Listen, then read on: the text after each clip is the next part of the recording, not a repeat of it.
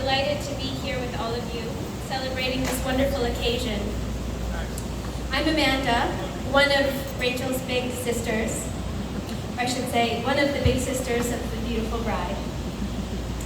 For those of you who don't know me, I just finished my PhD in philosophy, which, if you ask Rachel, just means that I'm highly opinionated and good at arguing.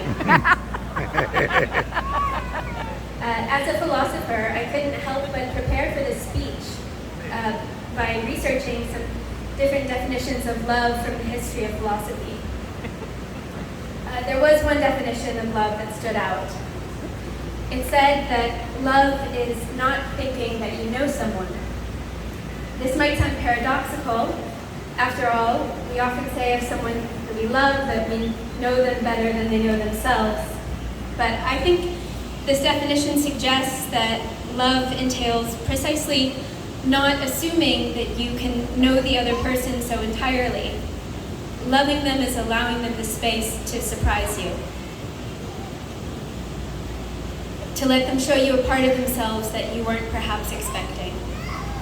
This definition of love seemed appropriate to share here this evening because since Brandon and Rachel have been together, she has really surprised me. Brandon has brought out sides of Rachel that I honestly did not know existed. From hunting for everything, to snowboarding on super, triple, multi-colored diamonds or something.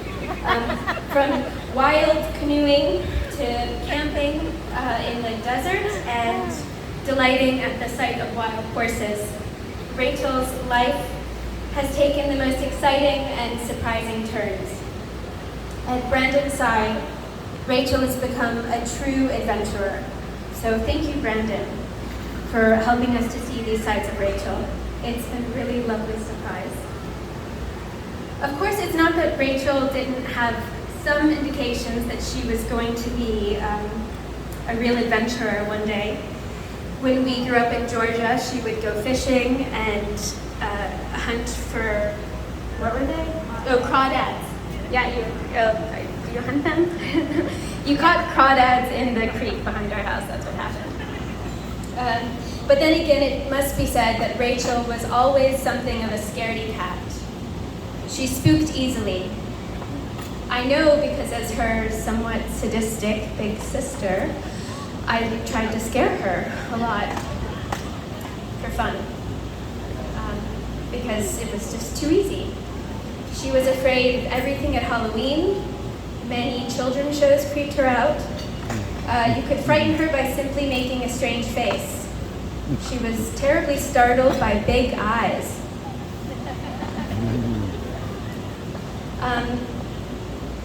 One Christmas Eve, she even decided that Santa Claus couldn't come, or he shouldn't come sneaking around in the middle of the night like some old pervert.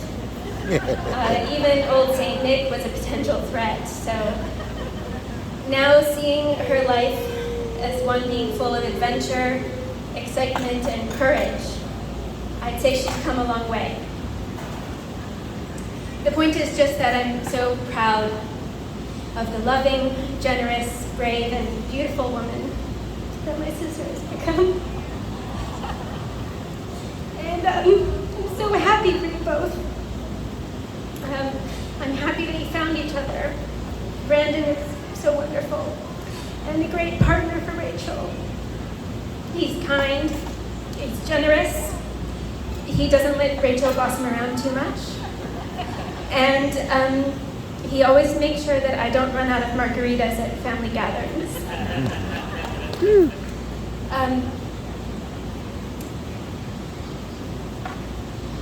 I've really enjoyed getting to know Brandon, and I only wish that we didn't all live so far apart. Mostly because I know that if there's a zombie apocalypse or some other collapse of civilization, I need to get to Brandon and Rachel's place because they will know how to survive. And I have no idea how I'll make it to Utah from Europe.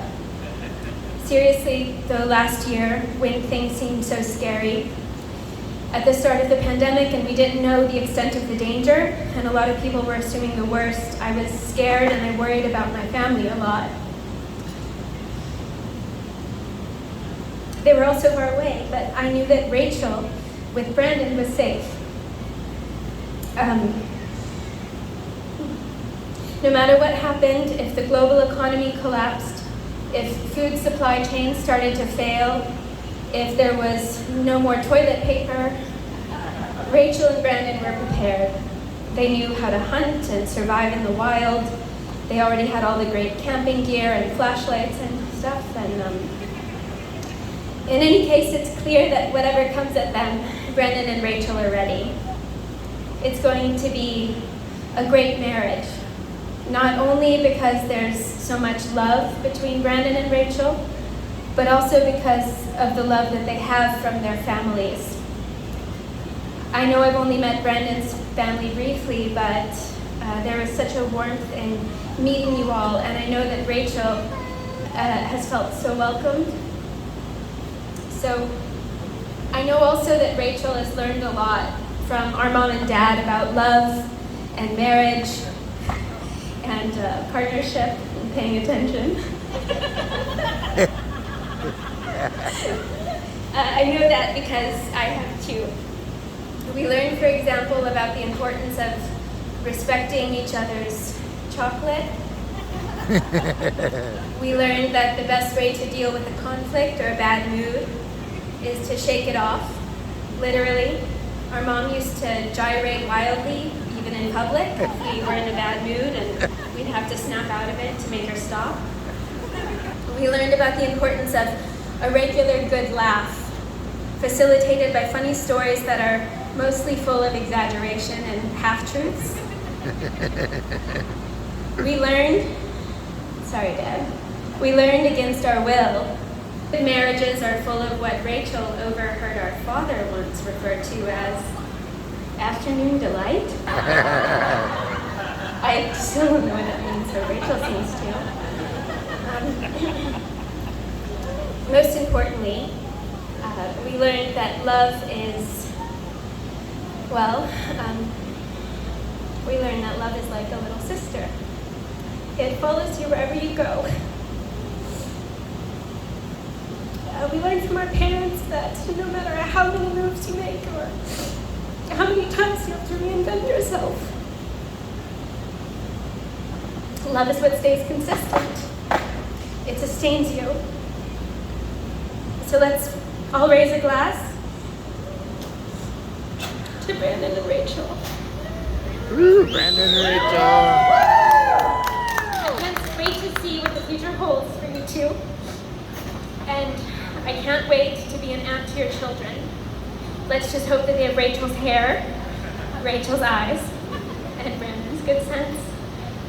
To the beginning of a great adventure and the wonderful surprises you'll share. I love you both more than a hippo.